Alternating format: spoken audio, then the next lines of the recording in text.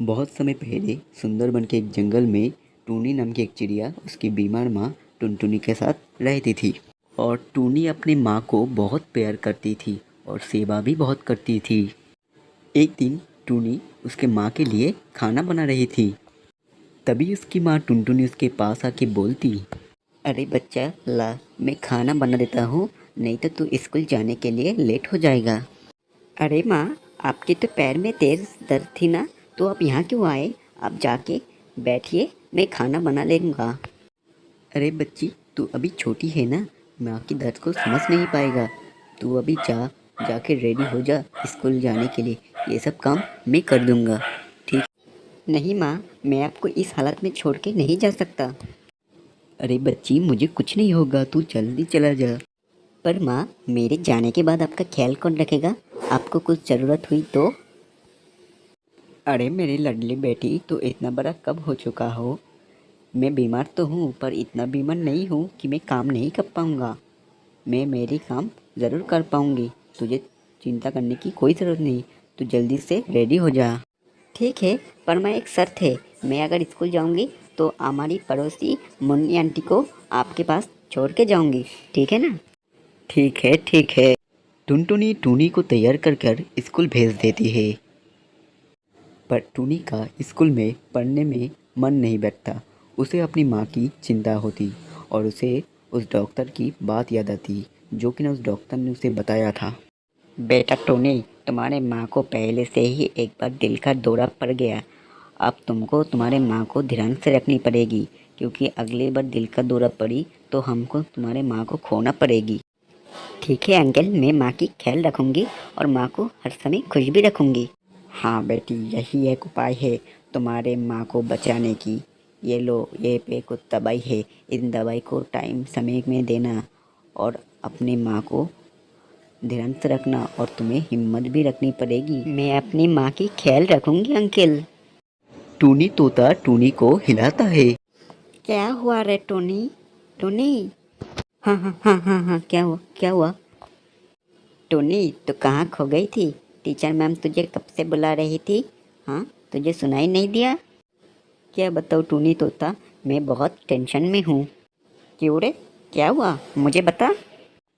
टूनी तोता को पूरी कहानी सुनाती है और तोता टूनी को हिम्मत रखने की बोलता। टोनी, तो हिम्मत मत हार, आंटी जल्दी ठीक हो जाएंगे। तू अगर ऐसे कमज़ोर हो जाएंगी तो आंटी को कौन संभलेगी? हाँ, तू ठीक बोल रहा है टूनी तोता, पर डॉक्टर अंकल की वो बात मुझे हर समय याद आ जाती है, और जब भी मुझे वो याद आती है ना, मुझे बहुत खराब लगती है।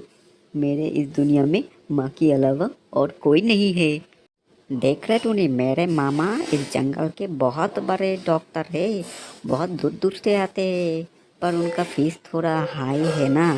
क्या तू दिखा पाएगा?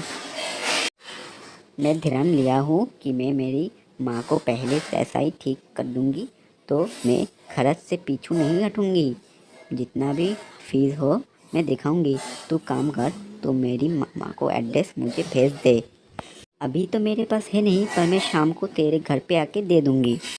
छुट्टी हो जाती है, सभी पक्षी अपने घर चले जाते हैं, टूनी भी अपने घर आ जाती है। तभी मुन्नी आंटी बोलती, अरे बेटा टूनी, तू आ गई है, अच्छी क्या है, मैं तेरा ही इंतजार कर रही थी। क्या हुआ आंटी, अब इतनी घबराई हुए क्यों हो? माँ ठीक तो है ना? नहीं टूनी, तेरे माँ ठीक नहीं है। तो चले जाने के बाद तेरे माँ और भी बीमार हो जाने लगी। मैं डॉक्टर डाकने चाहिए तो तेरे माँ मना कर दी। अब तू ही समझा उसे। टूनी दौड़ते हुए अपनी माँ के कमरे में जाती है। जाके देखती टुनटुनी अपने बेड पर बीमार पड़ी है। टूनी अपनी माँ की ये हालत देखकर बहुत डर जाती है।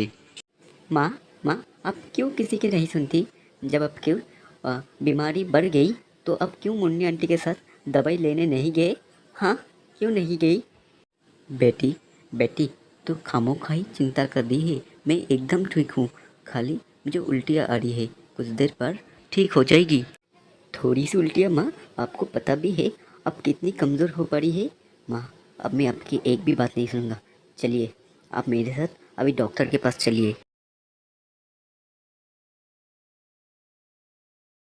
ठीक है माँ, मैं डॉक्टर अंकल को जाके बुला के लाता हूँ। मुन्नी आंटी, आप माँ की ख्याल रखना। ठीक है बेटी, जाओ।